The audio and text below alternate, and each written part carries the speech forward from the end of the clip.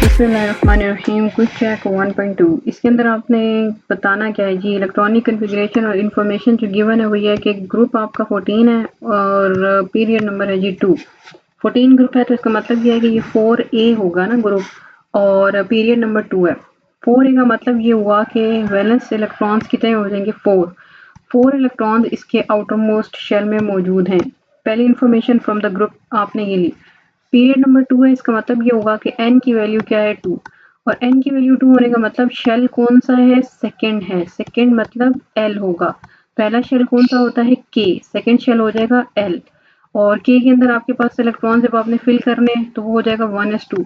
Second में कितना आएगा, सेकंड में 2s2 और 2p दोनों मौजूद होते हैं। तो अब आपके पास टोटल इलेक्ट्रॉन्स कितने हैं 4 जो आपने सेकंड में फिल करने हैं। तो 2s तो 2 हो गया, फिल हो गया। नेक्स्ट आपने क्या करना है 2p में कितने रह गए 2 आ जाएंगे। ठीक है, तो इट्स इजी कि 4 इलेक्ट्रॉन्स आपके वैलेंस में हो जाएंगे और 2 जो पहले में मौजूद है। तो ओवरऑल टोटल इलेक्ट्रॉन्स कितना हो गया, टोटल इलेक्ट्रॉन 6 हो गया। ठीक है, और ग्रुप नंबर से और पीरियड नंबर से आप उसकी इलेक्ट्रॉनिक कन्फिग्रेशन लिख सकते हैं। तो ये बन जाएगा 1s2 2s2 2p2। नेक्स्ट है जी, identify the block of the element. और एलिमेंट का ब्लॉक आपने बताना है और उसका मतलब एलिमेंट का नाम बताना है। एलिमेंट का नाम आपने कैसे आइडेंटिफाई करना कि टोटल नंबर ऑफ इलेक्ट्रॉन्स देखिए, टोटल नंबर ऑफ इलेक्ट्रॉन्स कितने हैं 6, और 6 का मतलब कि एटॉमिक नंबर क्या हो गया 6, और 6 क्या होता है कार्बन का एटॉमिक नंबर होता है, तो एलिमेंट क्या होगा carbon. In a very similar way block को आइडेंटिफाई करना है तो ग्रुप नंबर से आइडेंटिफिकेशन होती है कि ग्रुप 1 और ग्रुप 2 के एलिमेंट्स जो हैं वो तो सारे S के होते हैं। फिर 13 से 18 या 3A से लेके 18A तक जितने भी आपके ग्रुप्स होते हैं वो सारे के सारे P ब्लॉक के अंदर होते हैं।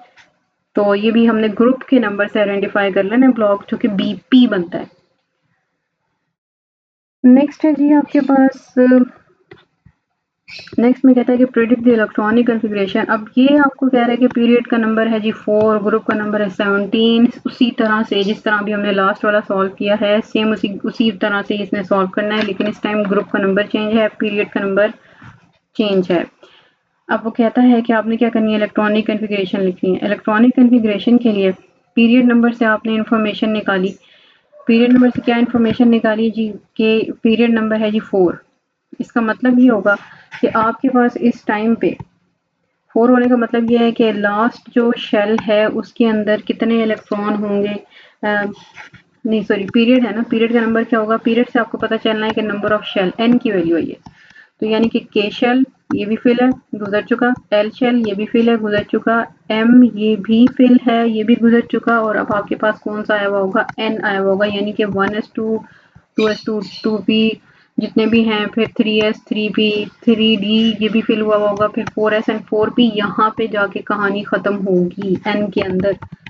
सही है, तो ये हमें पीरियड से इंफॉर्मेशन मिली कि शेल कौन सा चल रहा है, और फिर ग्रुप से क्या इंफॉर्मेशन मिलेगी कि number of electrons in the valence shell, यानी इस आखिरी शेल में कितने इलेक्ट्रॉन हैं। 17 का मतलब कि 7 इलेक्ट्रॉन्स हैं।